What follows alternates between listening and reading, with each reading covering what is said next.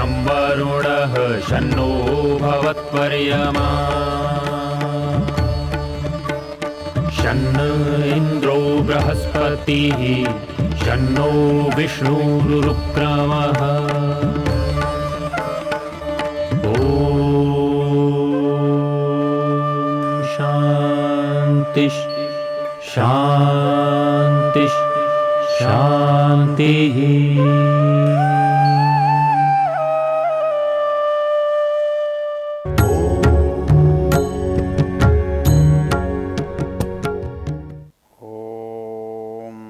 परं मृत्यो अनुपरेहि पन्थां यस्ते स्व इतरो देवयानात् चक्षुष्मते शृण्वतेति ब्रवीमि मानः प्रजां रीरिषो मोतवीरान्।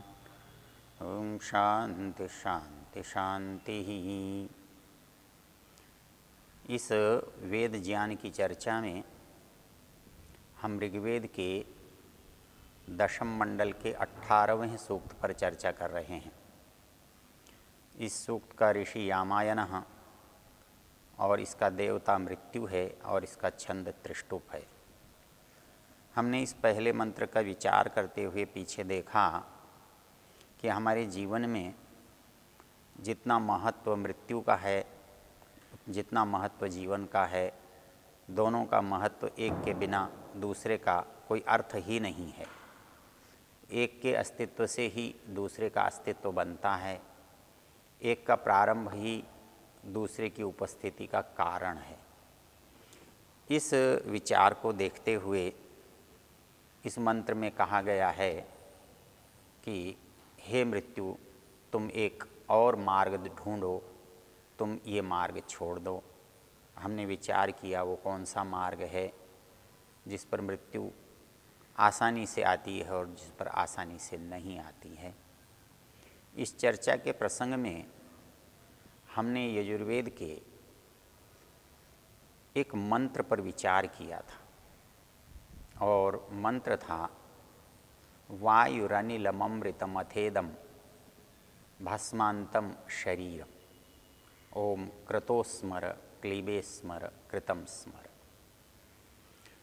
ये मंत्र हमारा पूरा दर्शन है, हमारे पूरे जीवन का दर्शन है।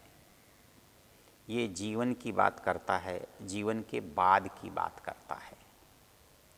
हमने पिछली चर्चा में देखा आत्मा जो है गतिशील है, अनश्वर है, अमृत है, किंतु ये जीवात्मा जिस शरीर को धारण किए हुए है ये शरीर भस्मांतम है। हमने इस शब्द पर विचार करते हुए अनुभव किया कि यहाँ कुछ और नहीं कहा गया, केवल भस्मांतम कहा गया। अर्थात इस शरीर को न तो गाड़ना चाहिए, न फेंकना चाहिए, न पानी में डुबोना चाहिए, बल्कि इसे तो जलाना ही चाहिए। और ये जलाने का लाभ, उपयोगिता, इस पर हमने चर्चा की। इस चर्चा में हमने देखा था कि गाड़ने से क्या होता है,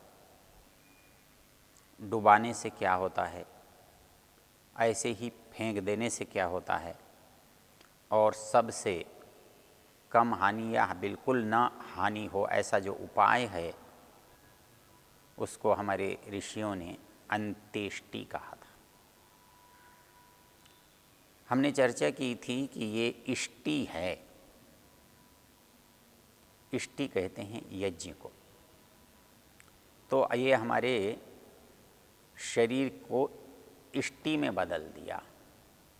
एक मुर्दे के जलाने को एक यज्ञ का रूप दे दिया और जो एक वायुमंडल के प्रदूषण का, दुर्गंध का कारण बनने जा रहा था, उसे हमने एक वातावरण के शोधन का हेतु बना दिया, साधन बना दिया।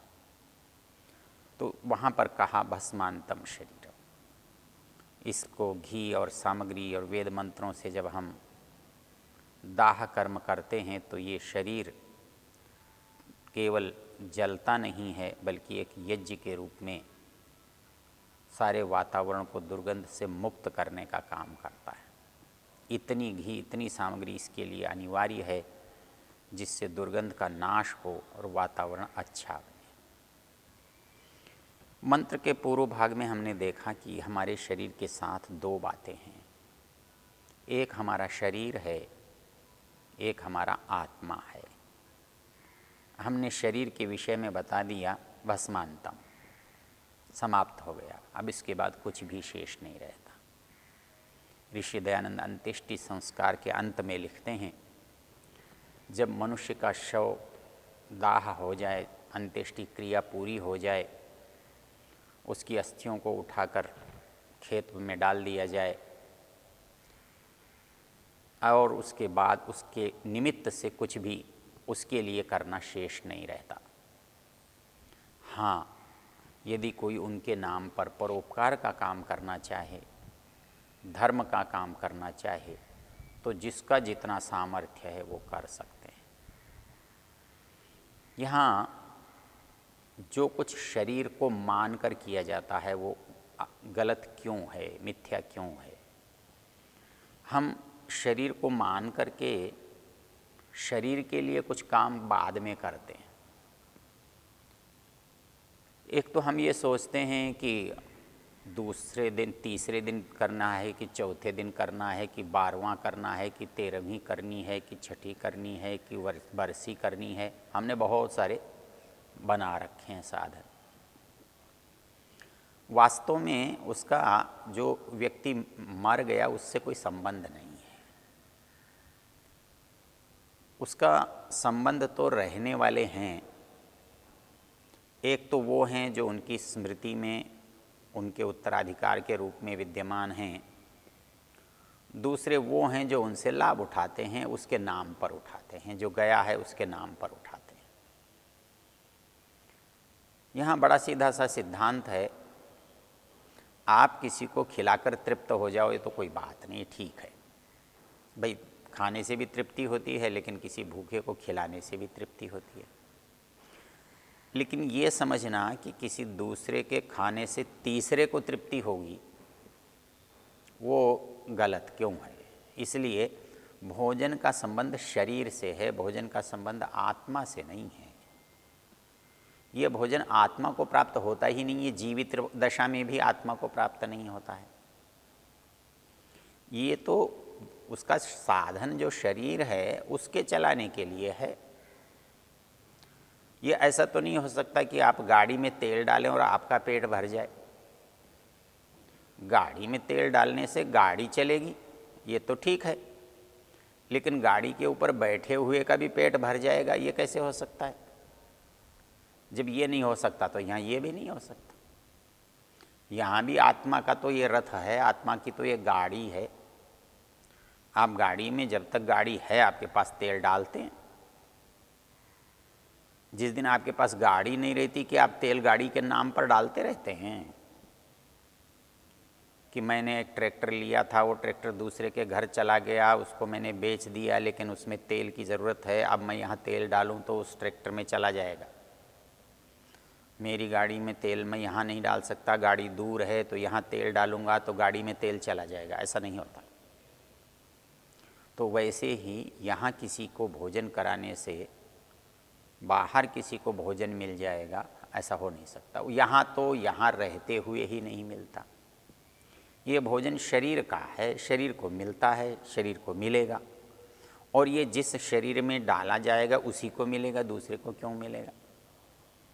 लेकिन समाज ने एक व्यवस्था ऐसी बना ली, कुछ लोग उनकी आजीविका कमाने के बजाय बताने से ही चल जाती है। तो ऐसे लोगों ने व्यक्तियों का जो शोषण करने का तरीका था उसको धर्म में सम्मिलित कर लिया। क्योंकि एक व्यक्ति उसकी स्मृति में है, उसका निकट संबंधी है, उसके शोक में है, तो समाज के भय में है, तो उसके जैसा समाज या समाज के प्रतिष्ठित लोग कहते हैं वैसा कर लेता है। उसे लगता है कि वो अपने गए हुए दिवंगत के लिए कर रहा है, इसी को देखते हुए वाममार्गियों ने इन पर कुछ व्यंग किए थे, कुछ प्रश्न किए थे। उन्होंने एक प्रश्न ये किया था कि पशुश्चे निहत स्वर्गम ज्योतिष्टो में गमिष्यति स्वपिता यजमानेन तत्र कस्मान न हिंस्यते। तुम कहते हो कि हम यहाँ बकरे को, गाय को, भैंस को, भेड़ को मार के हवन में डालेंगे तो ये इसकी मृत्यु नहीं होगी, ये स्वर्ग में जाएगा। तो वाममार्ग वालों ने पूछा कि भले लोगों, यदि ये स्वर्ग में जाएगा तो उसने तो स्वर्ग मांगा नहीं था। स्वर्ग मांगने वाले घर में तुम्हारे माँ बाप बैठे हैं, ये भला काम तुम उनके साथ क्यों नहीं करते ताकि वो जल्दी से स्वर्ग भी चले जाएंगे और तुम्हारे घर का टंटा भी कट जाएगा। बूढ़ों की सेवा से भी बचोगे, झगड़े भी नहीं होंगे और तुम्हारा उद्धार उनका भी हो गया और तुम्हारा भी हो गया। इसी तरह उन्होंने ये कहा कि भाई तुम ये मानते हो कि यहाँ खिलाया हुआ मरे हुए को मिलता है, तो तुम ऐसा क्यों नहीं करते कि दूसरे शहर में गए हुए आदमी की थाली अपने घर में भोजन के समय लगाकर खिला दिया करो। व्यर्थम पाथेय कल्पना, फिर साथ में रोटी बनाकर देने की क्या आवश्यकता है, बस भोजन का समय हो आपने यहाँ थाली रख दी और वहाँ उसको मिल गई। तो जो बात संभव नहीं है उसको हम मान करके संभव काम चलाते हैं, लेकिन उससे न तो भला होता है जो गया उसका, न जो भला है होता है जिसका गया। ये तो भला यदि किसी अंश में होता है तो ठगों का होता है, चतुर लोगों का होता है, चालाक लोगों का होता है। इसलिए इस शरीर के निमित्त कुछ नहीं किया जा सकता, कुछ करना उचित नहीं है, संगत नहीं है। आत्मा वातावरण में कहीं भी रह सकता है, वो परमेश्वर की व्यवस्था में है। वो यहाँ है, कहाँ है, उससे हमारा कोई सीधा संबंध नहीं है। जन्म से संबंध बनता है और मृत्यु से संबंध समाप्त हो जाता है। तो जन्म से पहले उसका हमारा क्या था, हम कोई बाजार में तो गए नहीं थे, ढूंढ कर लाए नहीं थे, हमें पता नहीं था कि कौन आ रहा है। लेकिन किसी का जन्म जब हो जाता है उस दिन से वो हमारा होता है, और जिस दिन वो मर जाता है, उसका देह छूट जाता है, उस दिन से तो वो उसका हमारा संबंध समाप्त हो जाता है। आपने इस शरीर को उत्पन्न किया था, शरीर आपके पास है। आपने आत्मा को उत्पन्न भी नहीं किया था, आत्मा आपके पास है भी नहीं। इसलिए ये सोचना कि हम आत्मा को खिला रहे हैं, ये अपने आप को धोखा देना है, गलत एक ज्ञान, गलत मान्यता को पालना है। इसके लिए हमने शब्द बना रखे हैं, श्राद्ध और तर्पण। अब क्योंकि हम संस्कृत पढ़ते लिखते हैं नहीं, तो जो बता देता है पंडित जी जैसा कह देते हैं वैसा हम कर लेते हैं। उन्होंने कहा कि श्राद्ध मरने के बाद होता है, हमने मान लिया कि मरने के बाद होता है। वो जैसा कहते हैं उसी का नाम श्राद्ध है। जो 13वीं करते हैं, मृत्यु भोज करते हैं, श्राद्ध करते हैं, इसका यथार्थ उनको पता ही नहीं है। क्योंकि श्राद्ध का जो विधान है वो 3 पीढ़ियों का है जो जीवित रह सकती हैं, अर्थात जो सेवा करने वाला है। सेवा करने वाले के पिता जिंदा हो सकते हैं, पिता के पिता जिंदा हो सकते हैं, या परदादा जिंदा हो सकते हैं। इसलिए 3 का ही विधान भी है। जीवित का होगा तो 3 तक ही जीवित होते हैं, उससे आगे जीवित होने की संभावना क्षीण है। तो श्राद्ध जो है उसका शब्द अर्थ है श्रद्धा से किया गया कार्य। श्रद्धा से किए गए कार्य को श्राद्ध कहते हैं। आप श्रद्धा मरे में करते हो, जिंदे में श्रद्धा है ही नहीं आपकी। इसलिए जिंदे में श्रद्धा नहीं है, इसलिए आप श्राद्ध नहीं करते। मरे में आपकी श्रद्धा है, मर गया अच्छा है, कुछ सामान दे गया, तो आप उसका श्राद्ध करते हो। जीवित में श्राद्ध करते तो जीवित व्यक्ति को प्राप्त होता। अब जीवित मरे को आप देना चाहते हो, लेकिन लेने के लिए ना हाथ है, न खाने के लिए मुंह है, न रखने के लिए पेट है। तो ऐसा श्राद्ध उसको न होकर के जिसका होता है उसी को मिलता है। तो श्रद्धा से किए गए कार्य को श्राद्ध कहते हैं, और ये जीवित माता पिता बड़े गुरुजनों का होता है। और श्रद्धा से आप क्या करेंगे उनका? श्रद्धा से उनको भोजन कराएंगे, श्रद्धा से उनकी सेवा करेंगे, उनके आदर करेंगे, उनके योग्य कथन को स्वीकार करेंगे, आज्ञा को मानेंगे। जो ये श्रद्धा से जो भी आपने काम किया वो श्राद्ध है। आप किसी त्योहार के दिन उनको अच्छा भोजन, उनकी पसंद का भोजन बनाते हैं, ये श्राद्ध है। लखनऊ की कार्यसमा जो श्राद्ध के दिनों में ही उत्सव रखती है, वो आने वाले विद्वानों का श्राद्ध भी करती है। वहाँ रहने वाले सदस्य भी अपने माता पिता का, गुरुजनों का, बड़ों का श्राद्ध करते हैं। तो श्राद्ध जो है, जिसके प्रति श्रद्धा है, जिसमें विश्वास है, जिसके प्रति आदर है, उसका ही तो किया जाएगा। जो है ही नहीं उसका क्या किया जाएगा? तो इसलिए श्राद्ध और तर्पण दो शब्द ऐसे हैं। तर्पण का शाब्दिक अर्थ होता है जिसमें तृप्त किया जाए, अर्थात दिल भर के पिलाया जाए, खिलाया जाए, दिया जाए, बोला जाए, संतुष्ट किया जाए। अर्थात जो कुछ उनको प्राप्त हो, जो कुछ उनकी आवश्यकता हो, वो इतनी आपकी ओर से की जाए कि उनको संतुष्टि हो जाए। ये उनका तर्पण है। तो ये तर्पण भी जीवित का होता है, मृत का तो हो नहीं सकता।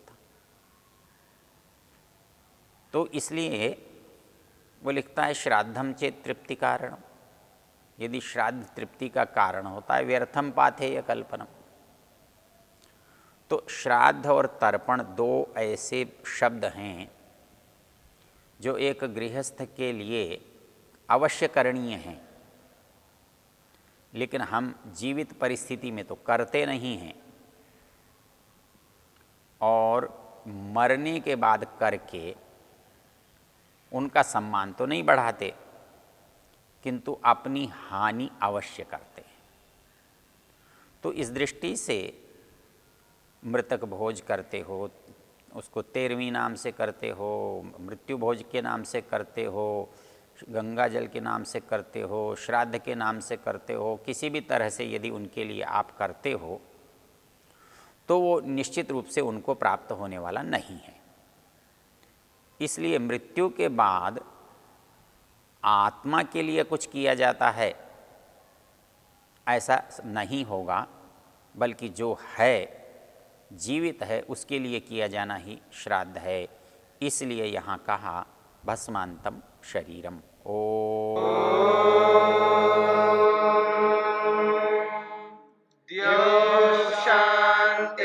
शान्तिरन्तरिक्षं शान्तिर्पृथिवी शान्तिरापः शान्तिरोषधयः शान्तिः वनस्पतयः शान्तिर्विश्वे देवा शान्तिर्ब्रह्म शान्ति सर्वं शान्ति शान्तिरेव शान्ति क्षमा शान्तिरेधि। ॐ शान्ति शान्ति शान्ति।